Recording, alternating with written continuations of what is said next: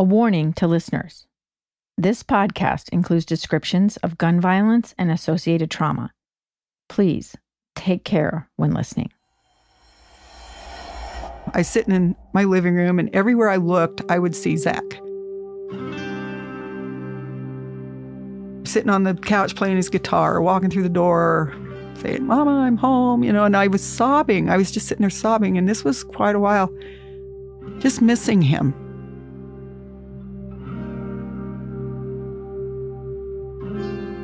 In the months after Cy Snar's son was murdered, grief saturated every moment. I remember looking up, and my oldest son was standing there, and he just looked so sad. When I looked at him, he just walked out of the room. That was the kick in my gut, I think, that I needed.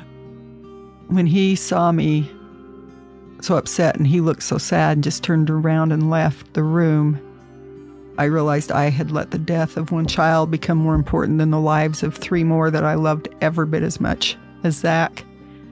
And it just brought me up short, like, what am I doing? What am I doing to my family? I just knew that I had to change, but I didn't think I could towards my feelings for Jorge Benvenuto.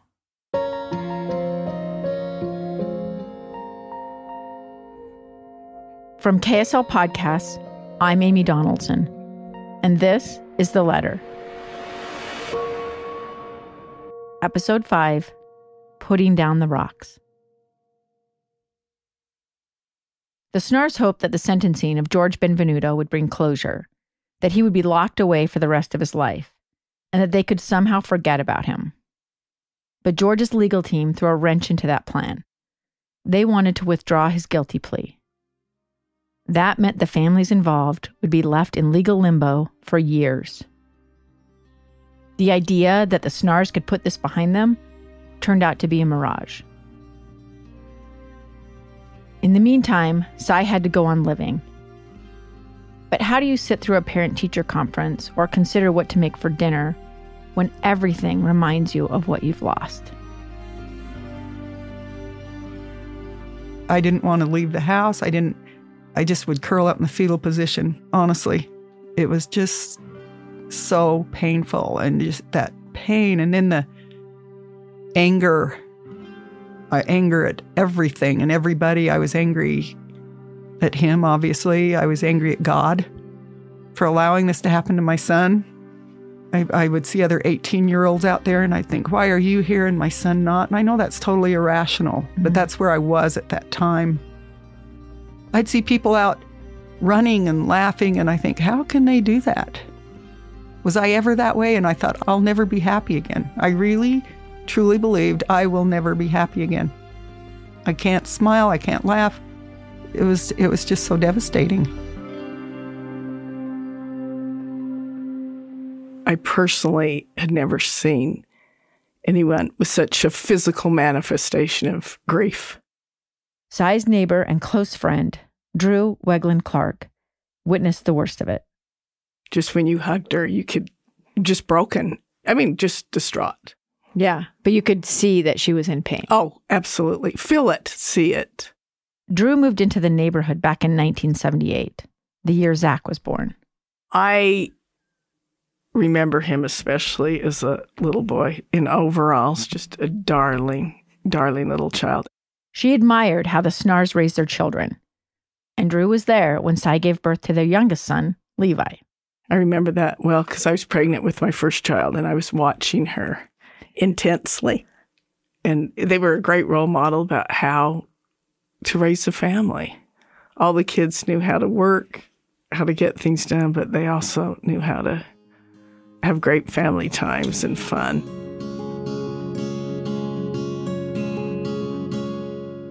Zach's older sister, Sydney, says it was fun growing up a Snar.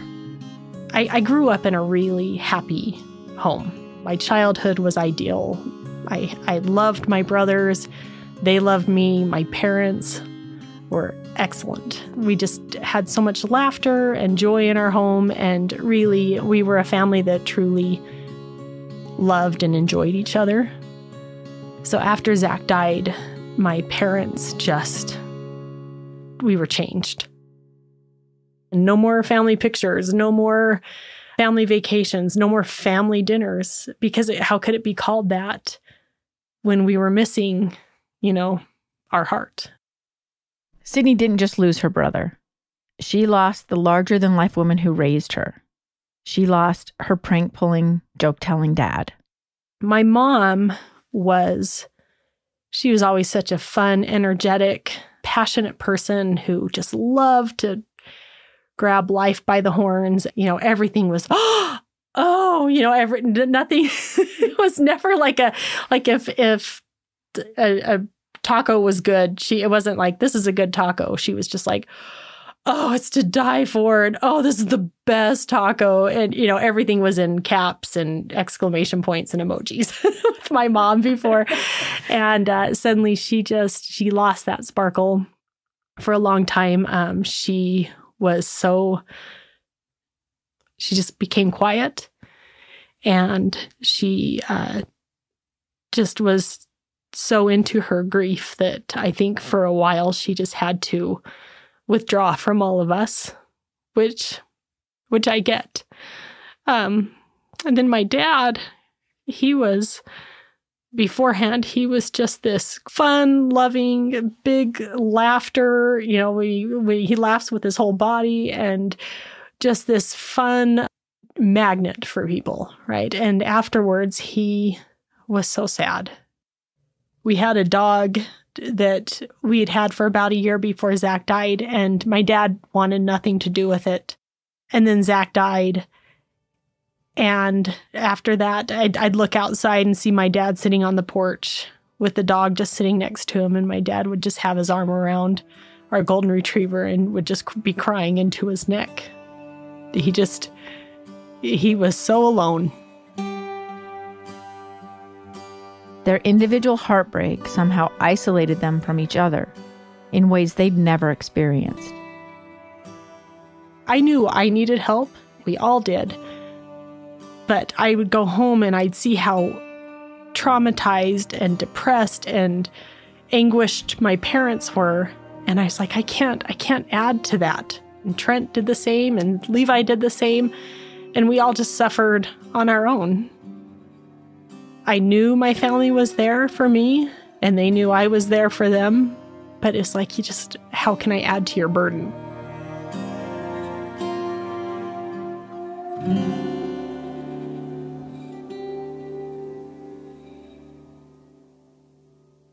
Cy desperately wanted to change for the sake of her living children, but she didn't know how to live and love with such sadness and rage. She sought help from a counselor. What I liked about it was that she let me yell and scream and say how I was feeling, and didn't tell me, you can't feel that way.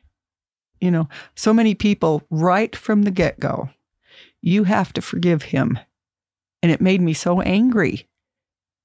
Like, I don't have to forgive him.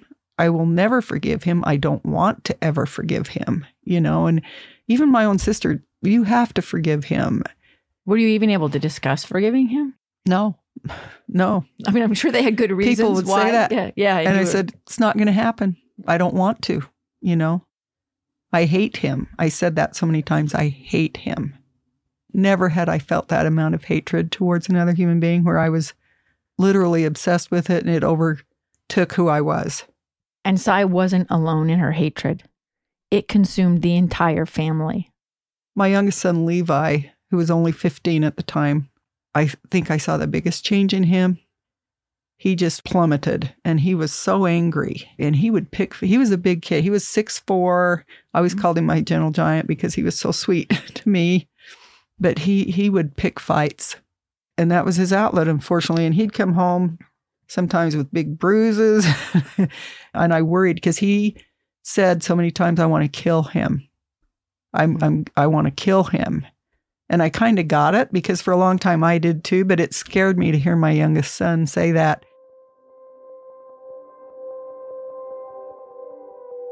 But over time, Cy says, something shifted for Levi. He just went out of the blue one night, said, I wouldn't kill him. I wouldn't kill him anymore. I might still hurt him bad, but I wouldn't kill him. And that was huge. He did a total turnaround. He started exercising and he was happy again. And that made me so happy to have him back, his sweet, because he was so sweet. My protector. I always called him my protector because he'd always put his arm around me. I'll protect you, Mama. Gradually, Drew says she started to see glimpses of the friends that she knew and loved. She tried to plan outings with Cy and Ron to pull them back into some semblance of normal life. One of those was taking Cy to a movie. I can't remember the movie. It was kind of a comedy, and she laughed hysterically. And I was like, this is great. She's laughing. I didn't watch the movie. I was more watching her reaction. While the heaviness of grief was always there, Sydney said there were moments of joy. Just over a year after Zach's death, Sydney got married. I remember when I got married, my mom was like, we need to make this a party because we need something to celebrate. We have to have something to look forward to. And then came the first grandchild. Zachary Taylor Davis. Born in October of 2000, they called him Taylor, but he would carry Zach's name. And my life changed. I was like so in love with this boy. And I remember they lived in New Hampshire at the time, and I was up in his nursery rocking him. It was just him and me, and I started just talking to him. And he was an infant, a newborn. And I just started talking to him about Zach. And I'm not making this up, and I'm not kidding. His eyes, he looked right at me, and he just started just like trying to say something. I know he was. It's like he knew what I was saying. And I thought, you know him. You know Zach. I know he did. And it's like he couldn't communicate. But that's always been such a I don't think I've ever even told Taylor about that, but it was really special to me. I think with my parents, the burden really started to lighten with the birth of their grandkids.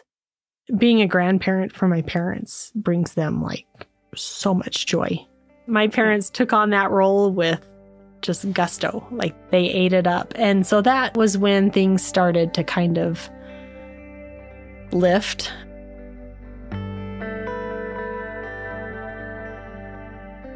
Sydney had 4 children. Trent got married and had 3.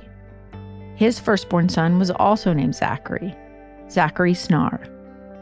Cy and Ron refer to them as the 7 wonders of the world.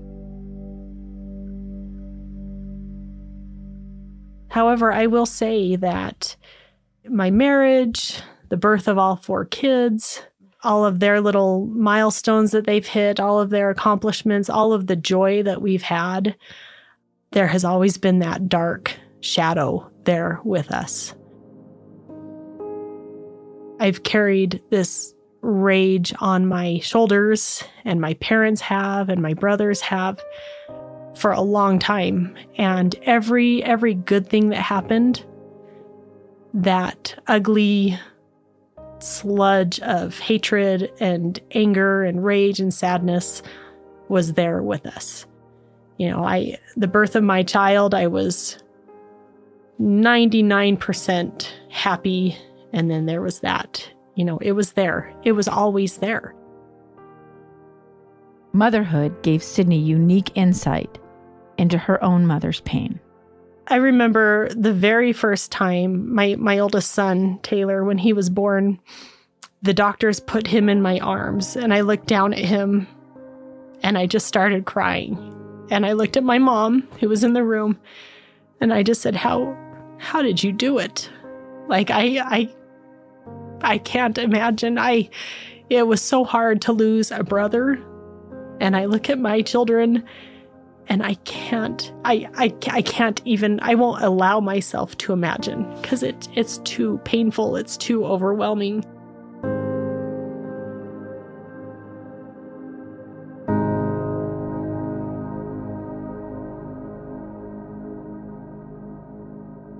After the break, Cy is offered the chance to meet with her son's killer. As the years went by, Cy couldn't help wondering if Jorge Benvenuto ever thought about Zach. Jorge had never spoken in court, and she wanted to know if he was sorry. Then, in 2003, 7 years after her son's murder, she met someone who worked for a restorative justice program, and she was offered the chance to meet with Jorge. And I said, yeah, I'd like to do that, because I thought, surely he's sorry. Cy attended training to prepare for the experience. And so I went through all the training, and I didn't tell my family because I thought they would not agree with me that I should do this, but I just did it. She didn't want to go alone, so she asked a friend to accompany her. They both had to undergo background checks, and they did everything they were asked to do. What I didn't know, however, was that no one had talked to George about the program. No one had asked him if he wanted to meet with the mother of the man that he'd killed. So Cy and her friend were all ready to go to the prison. Then they went and approached him after I was ready to go, and they said they were talking to him, and he just said they're kind of nodding, and then afterwards he said, no, I'm not really interested, and got up and left.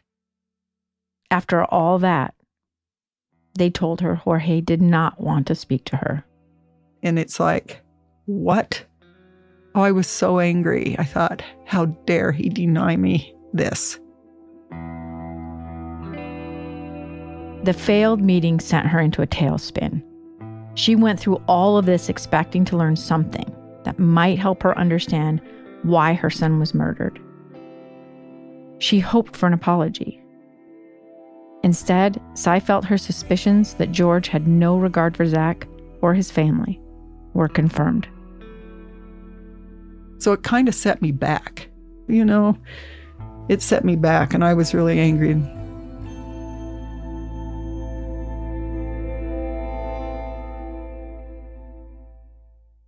A decade after Zach's murder in 2006, there was a court hearing where Jorge Benvenuto attempted to withdraw his guilty plea.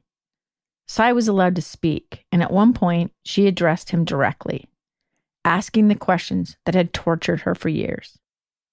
What did I say? Yeah. I probably wasn't very nice. I'm sure I wasn't. I talked a lot about Zach and how amazing he was and what this had done to my family. I had always just wanted to know why. And I said, I guess the only person who can answer that is Jorge. And I looked right at him. I said, so was it worth it to watch someone die? And I just stood there. And he looked at me for one brief split second, looked back down and never said anything. He never said anything in court. They gave him the chance and he never did. The district judge turned down George's request to withdraw his guilty plea, saying his claim lacked merit and it came too late. But his legal team appealed once again, and it went all the way to the Utah Supreme Court. In July of 2007, the court ruled the plea could not be withdrawn because it was made due to overwhelming evidence of guilt. Jorge Benvenuto's life sentence without the possibility of parole would stand. Then I thought, it's really over. And it was, but it took 11 years. Waiting so long for justice felt unfair to Ron. It took 11 years, and it's a done deal. You know, there's an eyewitness to the crime, and 11 years in court. There's something wrong with the justice system, I still think. Just a few months before the Supreme Court put an end to legal battles, life dealt the Snars another devastating blow. Their youngest son, Levi, Cy's gentle giant, her protector, was diagnosed with cancer.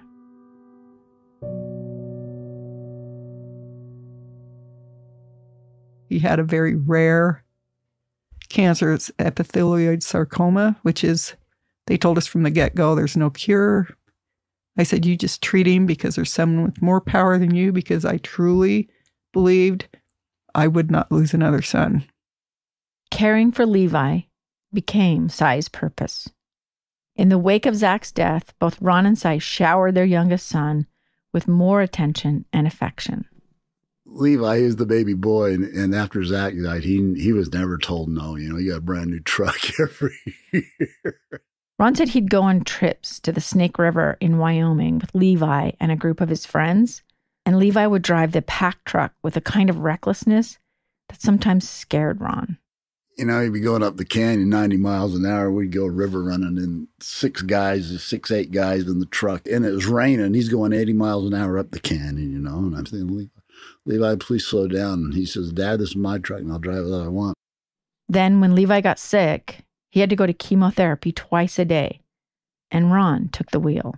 And now the shoe's on the other foot, and I'm bringing him home from the hospital, and he's dying. He's just deteriorating in front of me. And he said, Dad, you're even with me. He says, your driver's scaring the hell out of me. I always laugh. I said, well, you deserve it. He says, your driving's killing me. The teasing was their way of beating back more heartbreak. And I was in his truck and everything, and he said, Dad, when I pass, he says, sell my truck. And I said, okay, Levi. Why did he want to sell it? He just didn't want me to have it because he knew it was too hard on me. Eventually, the treatments became too much for Levi. Before the cancer, Levi had a goal to visit all of the 7 continents with his mother. They had been to 6 when he began his treatments. Only Africa remained on the bucket list. And he just said, you know, I'm going to quit my treatments. He says, I'm going to quit my treatments and I want to go to Africa, and then I'm going to go live with my brother. And that's what he did. 6 weeks after they got home from Africa, Levi died. He was buried next to his brother. The 2 sons occupy the plots that were originally intended for Cy and Ron. The cruelty of losing both of their boys was debilitating. Yeah, I wanted to die for a long time. I used to think, why would anybody want to die? How could anybody be that depressed? You know, I never understood it. I get it. I get what it's like to be that depressed, where you literally do not want to get out of bed. I did not want to get out of bed. I did not want to go on with my life. I wanted to die. While Cy was drowning in despair, Ron was consumed with rage. This time, there was no one to blame. When Levi died, it was, I say, like the straw that broke the camel's back with him. To lose 2 sons, he just was angry. And I know one time there was a bad lightning storm, and he was up at the University of Utah out on the baseball field, I believe. And he just put his arms up and said, come and take me, God. Take me, you know, strike me down. I mean, he was like me. It's like, what is going on here? We've lost these 2 amazing sons, totally different ways, but both were so painful. And you're just trying to get on with losing one and kind of getting to where you think, okay, I'm surviving this day by day, you know, and then we lose another one, and it was just too much. After the break, Cy decides it's time for a change. Cy says the 5 years after Levi's death were hell. She was tired of grief. She was tired of being angry. Her rage turned her into a person she didn't recognize. She knew she wanted to change, but she did not know how. When you have that much hatred and anger in you, you become that. You are angry and hateful. I didn't like it. I didn't like what I had become. Then Cy got a call from a woman at her church who wanted to give a talk about forgiveness. The story she wanted to tell was about a victim of a murder, and the woman was worried that if she spoke at church, it might upset Cy. And I said, actually, I'd kind of like to hear it. You know, I'd be interested to hear it. She just gave us the most amazing talk about that. And it just hit me. I thought, I want to be like that. I want to feel that. I want to be able to forgive him. You know? And it was a process. I've likened it to backpacks full of rocks that you have to let go a little at a time. You may have heard of this backpack full of rocks. It's a common analogy used in the mental health field that helps people visualize how anger, stress, and shame can create an emotional weight that we might not even be aware we're carrying with us. The idea is to take out a rock, acknowledge what you've been carrying, and then put it down. The goal, eventually, is to empty the backpack. It doesn't happen overnight. It did not happen overnight for me. Cy says it took about 15 years until she was able to finally let go. It was a slow and deliberate process. You know, I just quit thinking about it. I quit thinking about him. I quit hating him. I quit dwelling on him. And I just thought, you know, I've got to go on. It was a matter of shifting her focus from the way her son was killed to the way her son lived. And every time I found myself thinking about it, which was often, because I thought about every day for years, you know, it's something hard to not think about. But I would I'd force my mind to go somewhere else. And after a while, I realized, you know, I'm not thinking about Zach's death. I thought about his life. I still do every day. And celebrate it, you know, just how grateful I was to have him for 18 years and how awesome he was, you know, but I just couldn't dwell on his death. Ron followed his wife's lead, eventually realizing that the hatred he'd harbored was only hurting him and those he loved. The only one I was hurting or killing was myself. And I'm so sick of it, you know. I says, I've destroyed myself and everybody around me. You know, nobody likes to be around me. And I can see their point. Ron says it took him about 18 years, the length of Zach's life. He remembers talking to a woman from church, a full-time missionary. They were riding together in a truck for several hours to make a delivery at a girls' camp in Wyoming. She rode with me to girls' camp, and, you know, I said, you know what I'm doing? I'm going to forgive Jorge. The pain of it all is killing me. You know, it's destroyed me. And so Jesus was right. Love one another. He taught us the whole gospel's about love. And it's just not love the people you love. It's love everybody, even those who wrong me. Because Jesus can forgive them. We all can.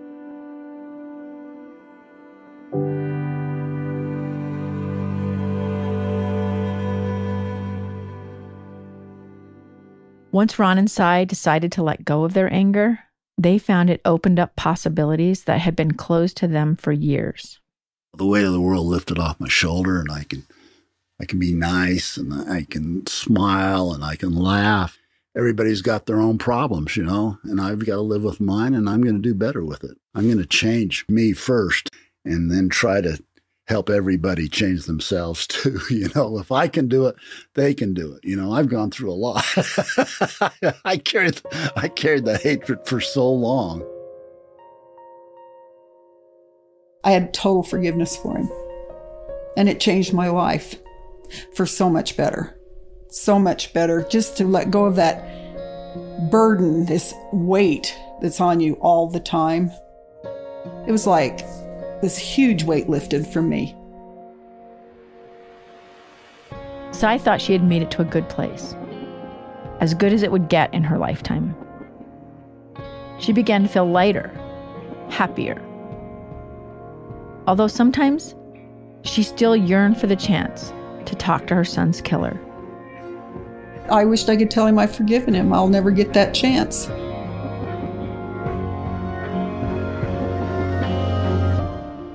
But Cy was wrong. She would have that chance. She and Ron had no idea how things would change with the arrival of a letter.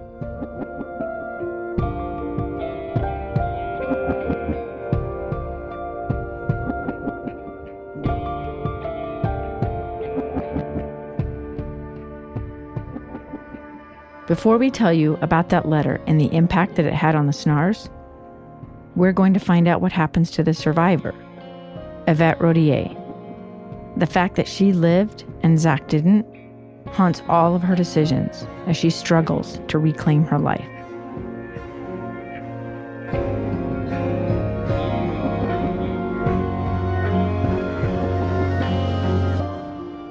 Next time on The Letter. There must be a reason I'm here, right? I need to do something. There's got to be some sort of purpose.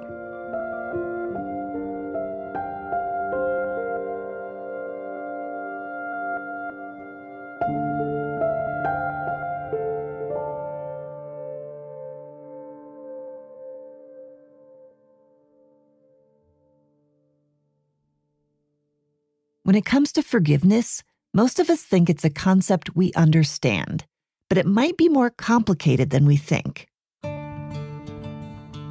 I'm producer Andrea Smardon, and in this week's bonus episode, Amy talks with two professionals. One is a pioneer in the scientific study of forgiveness about how it can improve physical health. Another is a psychologist and professor who put his research into practice when his mother was murdered. With the help of these experts, Amy unravels the ways we misunderstand something that can offer hope and healing to victims of trauma. You can get all the bonus content by subscribing to Lemonada Premium. You can subscribe right now in the Apple Podcast app by clicking on our podcast logo, and then click the subscribe button. The Letter is researched and reported by me, Amy Donaldson. It's written by myself and Andrea Smardon, who is also responsible for production and sound design. Mixing by Trent. Special thanks to Nina Earnest, Becky Bruce, KellieAnn Halvorsen, Ryan Meeks, Josh Tilton, Ben Kuebrich, and Dave Cawley. Main musical score composed by Allison, Leyton, Brown. With KSL Podcast executive producer Sheryl Worsley. For Lemonada Media, executive producers Jessica Cordova Kramer and Stephanie Wittels. And executive producers Paul Anderson and Nick Panella with WorkHouse Media. If you like our show, please give us a rating and a review. It helps people find us. Follow us at theletterpodcast.com and on social at The Letter Podcast. We've been hearing from some of you about your experience with the podcast, and we would love to hear more. If you have a comment or question for us, please leave us a voicemail at 801-575-4398. That's 801-575-4398. We may play it on the show or in a bonus episode. The Letter is produced by KSL Podcasts and Lemonada Media in association with WorkHouse Media.